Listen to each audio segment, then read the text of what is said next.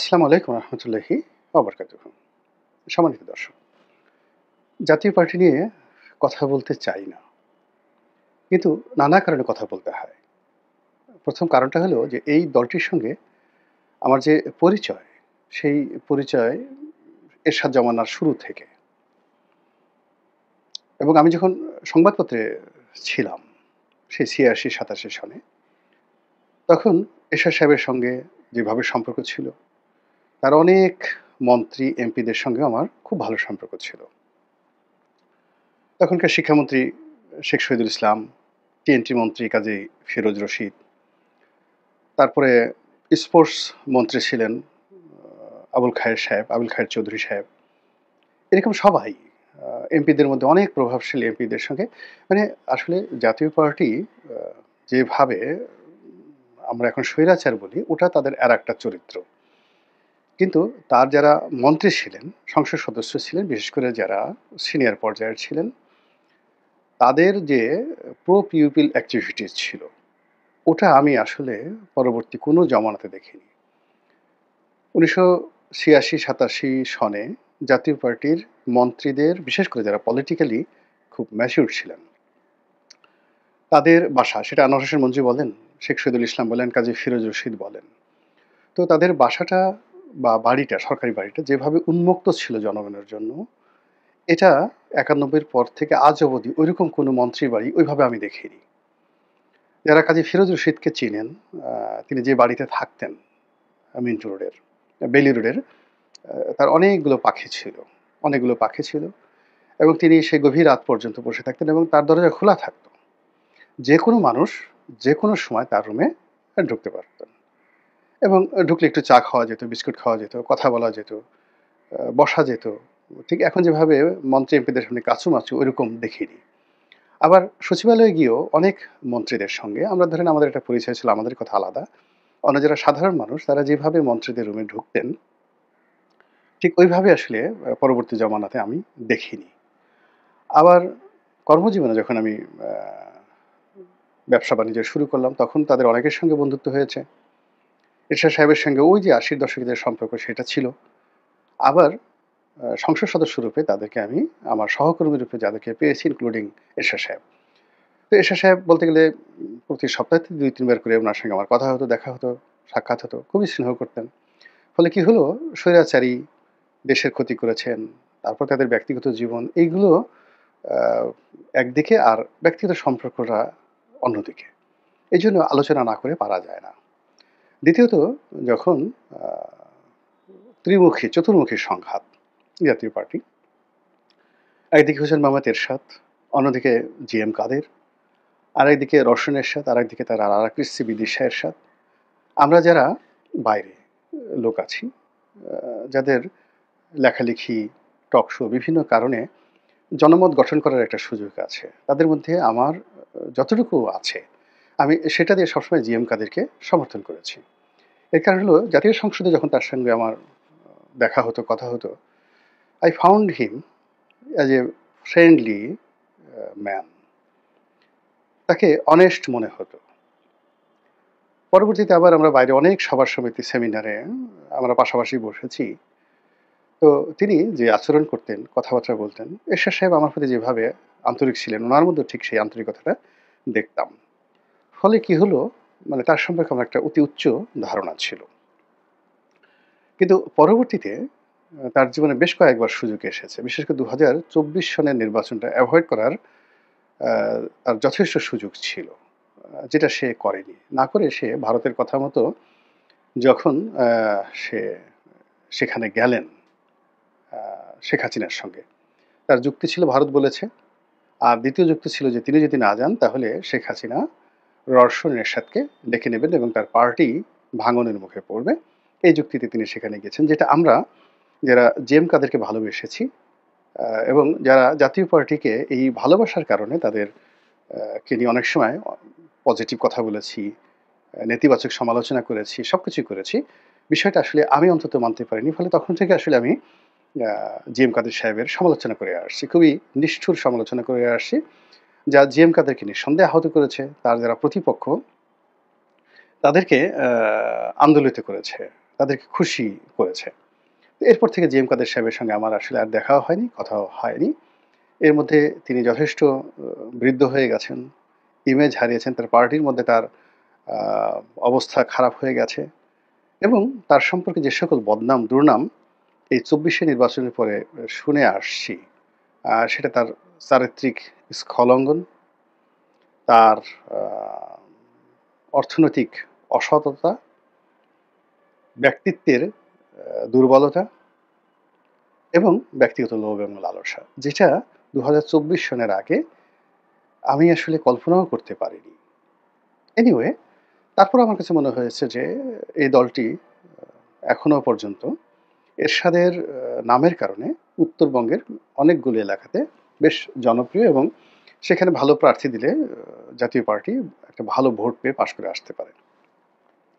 তো তিনি আ নির্বিবাদ ক্ষমতার অধিকারী হওয়ার পর অর্থাৎ রওশন এরশাদকে পরাজিত করার পরে ২০২৪ সনে আ আওয়ামী লীগ ক্ষমতায় আসার পরে তিনি অতিমাত্রায় ক্ষমতাধর, অতিমাত্রায় বিশ্বাসী হয়ে পড়েন, আত্মবিশ্বাসী হয়ে পড়েন।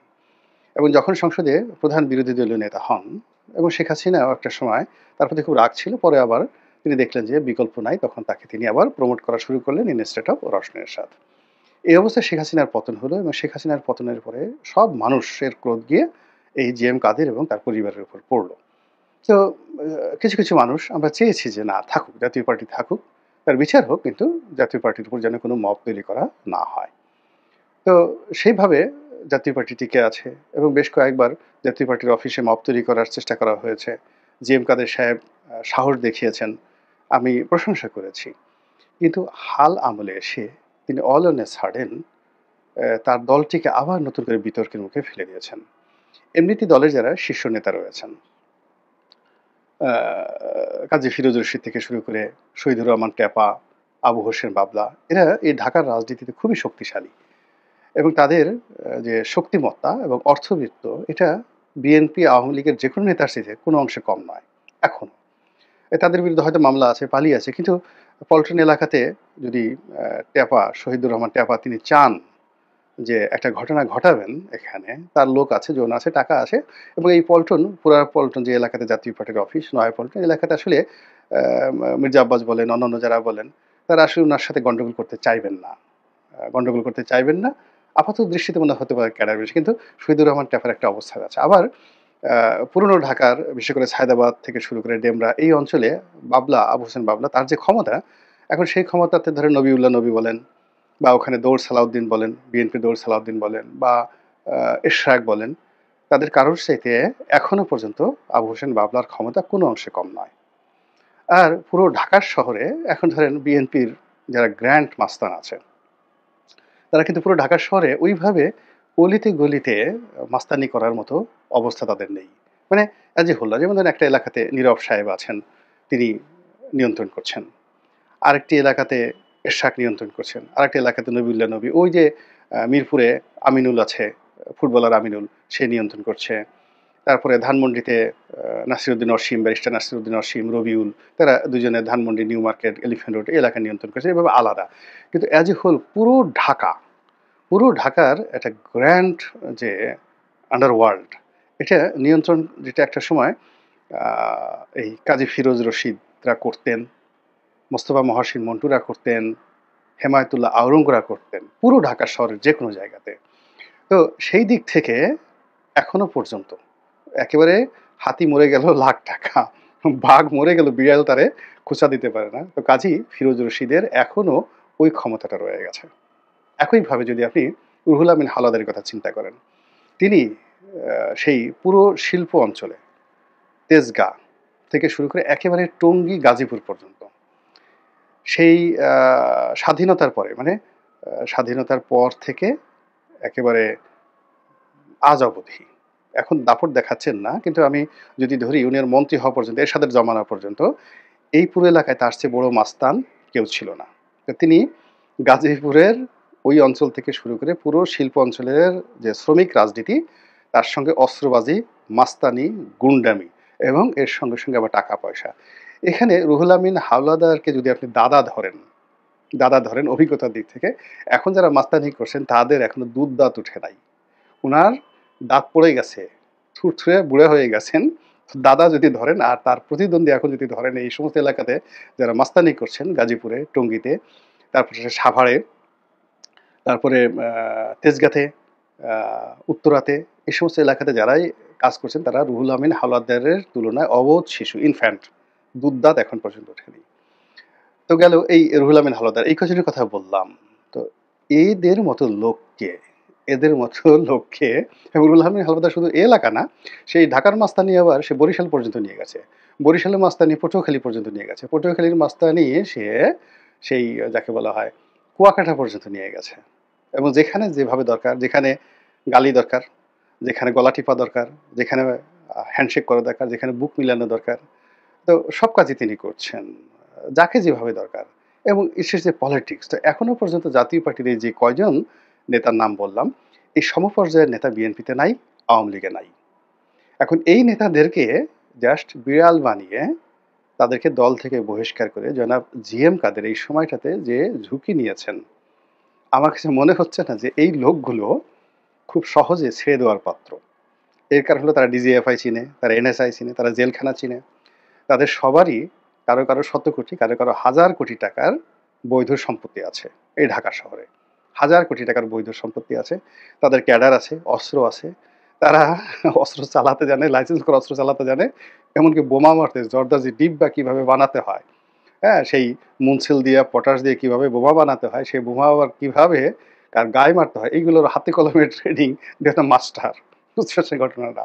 তো এই সবগুলো লোককে যেভাবে মানে তাড়িয়ে দেওয়া হয়েছে, একইভাবে সেই আনিসুল ইসলাম মাহমুদ সাহেবের মতো অভিজাত ভদ্রলোক শিক্ষিত সজ্জন লোকদেরকেও উনি তাড়িয়ে দিয়েছেন। এবং এই যে আনিসুল ইসলাম মাহমুদ, উনি তো সেও one of the richest man. মানে তার লেখাপড়া, এরশাদ জমানাতে তিনি পররাষ্ট্রমন্ত্রী ছিলেন, শেখ হাসিনার জমানাতে তিনি একাধিকবার মন্ত্রী ছিলেন।